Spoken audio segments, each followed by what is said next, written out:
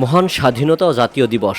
স্বাধীন সার্বভৌম বাংলাদেশ প্রতিষ্ঠার চূড়ান্ত লড়াইটা শুরু হয়েছিল ১৯৭১ সালের ২৬ মার্চ। জাতি বীর শহীদদের আত্মদানের কথা শ্রদ্ধাভরে স্মরণ করেছে। ৭১-এর ২৬ মার্চের প্রথম প্রহরে বাঙালি জাতির উপর হামলে পড়েছিল পাকিস্তানি হানাদার বাহিনী, কিন্তু বাঙালি জাতি সর্বশক্তি দিয়ে পাল্টা প্রতিরোধ গড়ে তোলে এবং স্বাধীনতার চূড়ান্ত লড়াইয়ের সূচনা করে।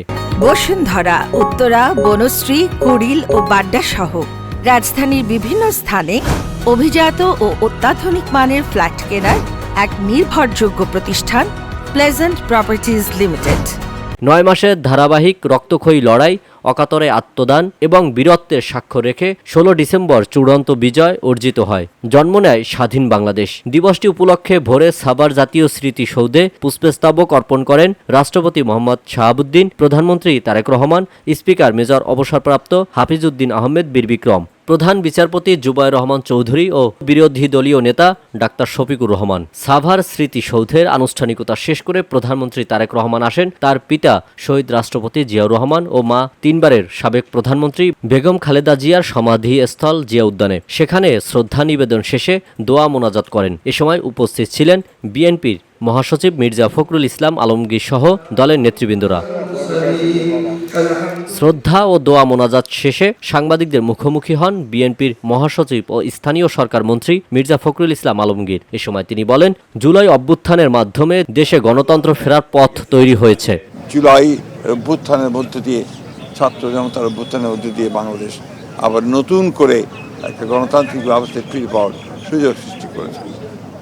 আজকে আমাদের নেতা জনাব তারেক রহমান, যিনি দীর্ঘ ১৫ বছর ধরে নির্বাসিত থেকে আমাদেরকে নেতৃত্ব দিয়েছেন এবং এখন এই নির্বাচন থেকে শুরু করে অর্থাৎ পূর্বে পর্যন্ত এবং আজকে নির্বাচনের পরে সরকার গঠন করার পরে যিনি তার সম্পূর্ণ নতুন চিন্তা ভাবনা নিয়ে দেশকে গড়ে তুলবার কাজে লিপ্ত হয়েছেন। দীর্ঘ ১৫ থেকে ১৬ বছর ফ্যাসিস্টদের জাতাকলে দেশের গণতন্ত্র ধ্বংস হয়ে গিয়েছিল মন্তব্য করে তিনি বলেন, স্বাধীনতা বিপন্ন হয়ে পড়েছিল। তখন বাংলাদেশ জাতীয়তাবাদী দল জনগণকে সঙ্গে নিয়ে লড়াই সংগ্রাম করেছে। আজকে সম্পূর্ণ একটি ভিন্ন প্রেক্ষাপটে আমরা এই স্বাধীনতা দিবস আজকে উদযাপন করতে চলেছি। দীর্ঘ ১৫-১৬ বছর ফ্যাসিস্টের জাতাকলে বাংলাদেশে যখন গণতন্ত্র ধ্বংস হয়ে গিয়েছিল, স্বাধীনতা বিপন্ন হয়ে পড়েছিল, তখন বাংলাদেশ জাতীয়তাবাদী দল জনগণকে সঙ্গে নিয়ে লড়াই করেছে, সংগ্রাম করেছে।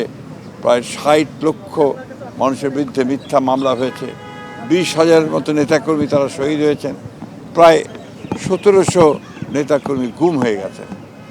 সমস্ত নির্যাতন নিপীড়নকে উপেক্ষা করে বাংলাদেশের মানুষ লড়াই চালিয়ে গেছে। স্বাধীনতার ঘোষক শহীদ প্রেসিডেন্ট জিয়াউর রহমান মুক্তিযুদ্ধের ঘোষণা দিয়ে সমগ্র জাতিকে স্বাধীনতা যুদ্ধে ঝাঁপিয়ে পড়তে অনুপ্রাণিত করেছিল বলেও জানান তিনি।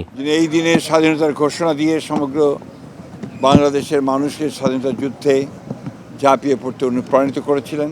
আল আমিন এম তাওহীদ, ভিওডি বাংলা, ঢাকা।